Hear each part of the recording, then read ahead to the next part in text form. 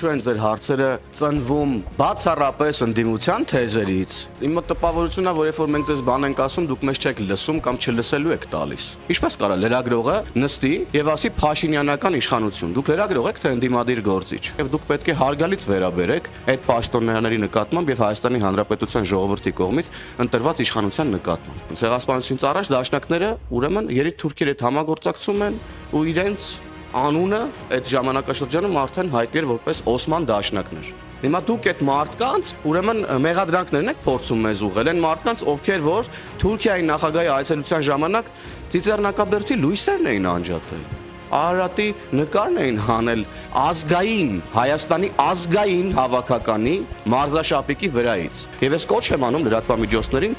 մոտիկ չգալ ցեղասպանության թեմային եւ դա փորձել օգտագործել որպես քաղաքական դիվիդենտներ հավաքելու գործիք։ Նույնը նաեւ կոչ եմ անում ընդդիմությանը։